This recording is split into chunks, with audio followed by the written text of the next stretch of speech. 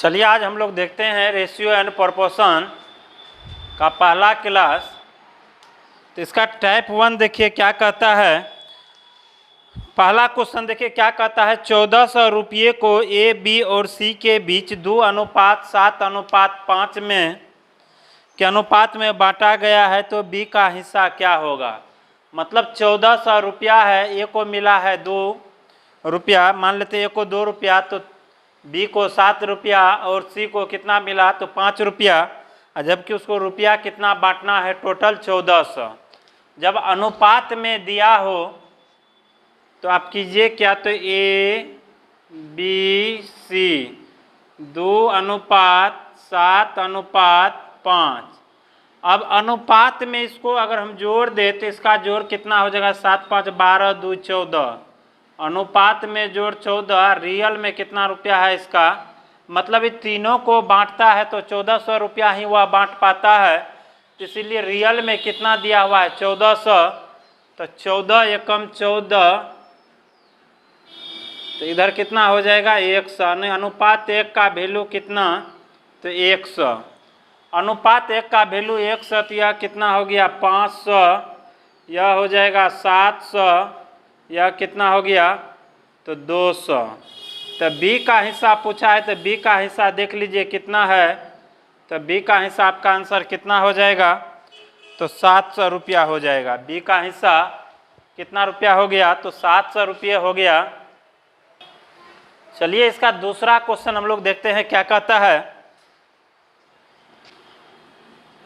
दूसरा नंबर कहता है, कुछ धन राम मोहन और सोहन के बीच, कुछ धन राम मोहन और सोहन के बीच 3:4:5 के अनुपात में बांटी गई।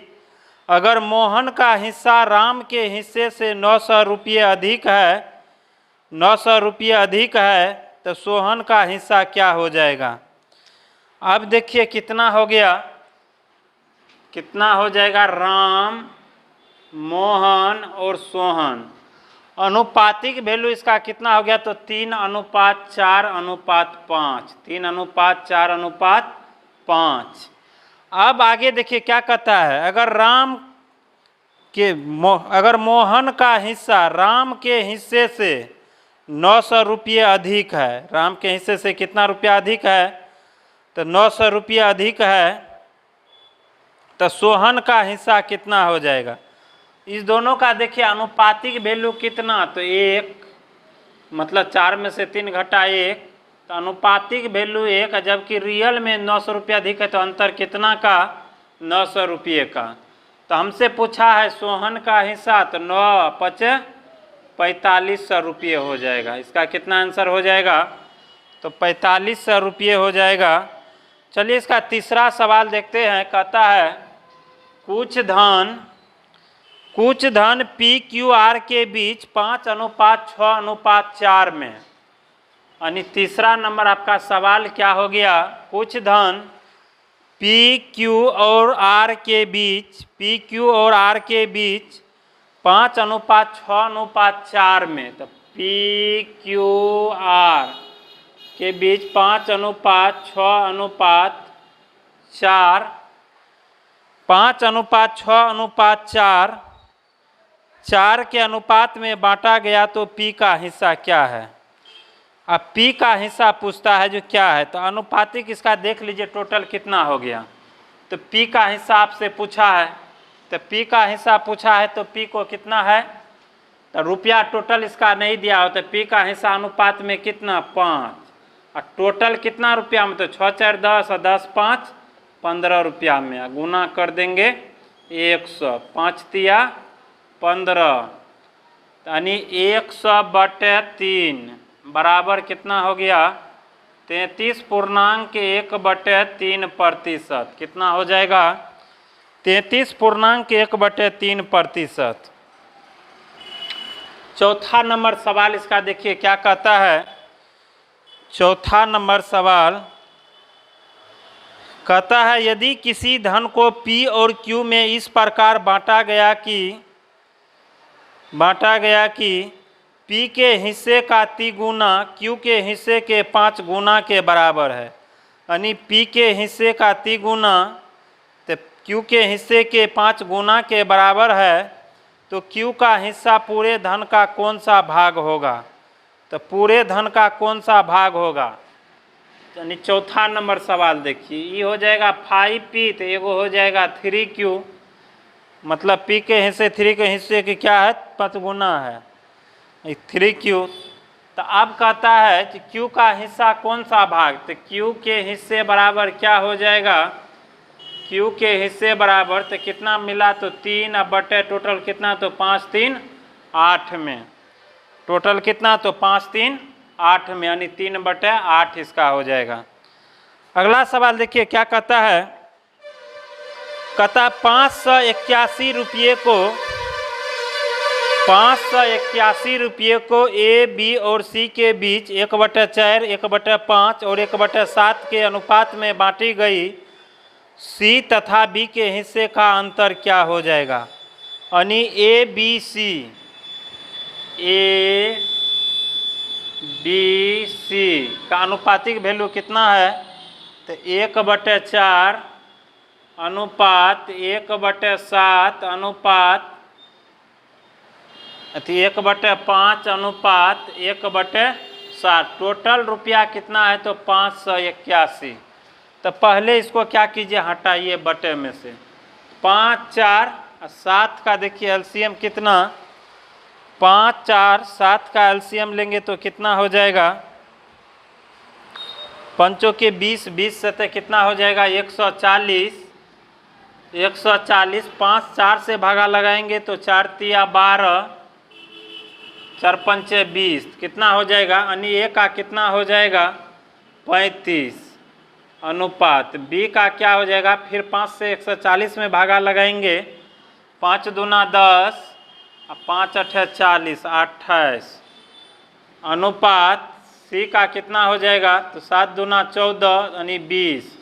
अब इसका अनुपातिक वैल्यू इतना, तो जोड़ेंगे तो अनुपात में कितना? तो 8 5 13, 8 5 13 के 3, 2 2 4 3 7 1 8, अनुपात में वैल्यू इसका 83, जबकि रियल में 581। तो अब इसको काटिए, 7 तिया 21, 8 7 56, 2 58, अनुपात 1 का वैल्यू कितना? तो 7, अनुपात 1 का वैल्यू कितना हो गया? 7 हो गया। तो कहता है C तथा B के हिस्से का अंतर, तो C का देखिए हिस्सा कितना हो जाएगा? या C तथा B के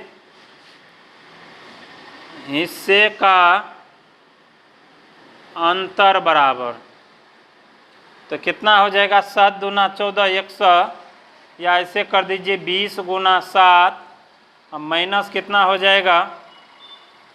28 गुना 7, 20 गुना 7 और 28 गुना 7, 20 गुना 7 और 28 गुना 7,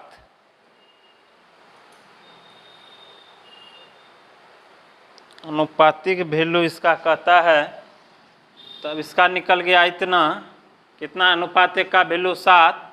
तो B और C के हिस्से का अनुपात, C और B के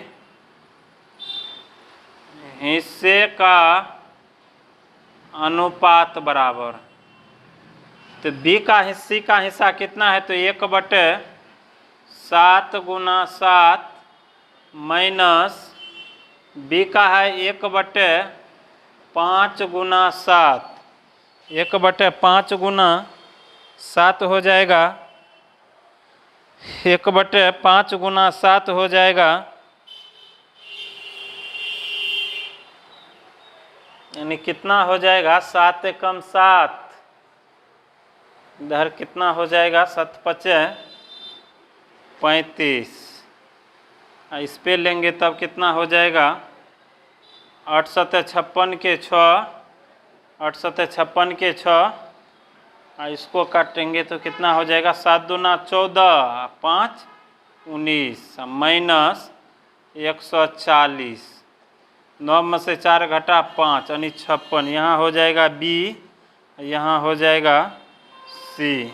यानी बी और सी के हिस्से का अनुपात कितना आया, तो 56 रुपये आया। चलिए अगला क्वेश्चन देखते हैं क्या कहता है।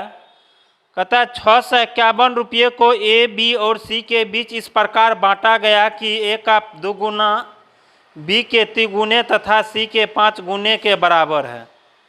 बी के 5 गुने के बराबर है तो सी का हिस्सा क्या होगा, यानी ए का 2 गुना,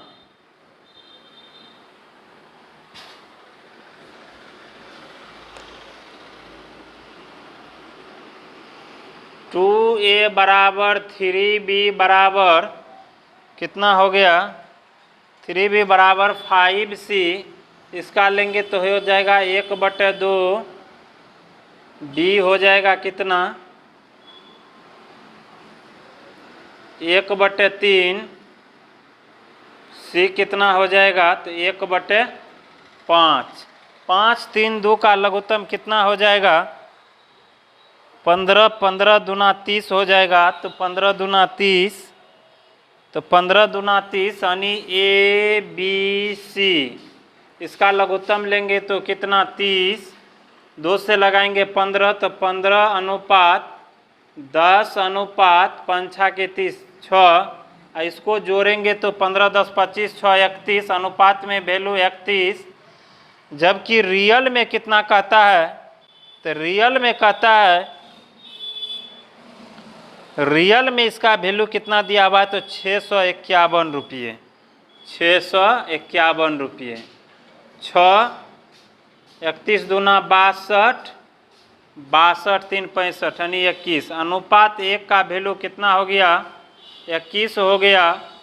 आपसे सी का हिस्सा पूछा है तो सी का कितना है तो 21 6 के 6 6 दूना 12, 126। सी का हिस्सा कितना हो जाएगा तो 126 हो जाएगा, यानी सी का हिस्सा कितना तो 126 हो जाएगा।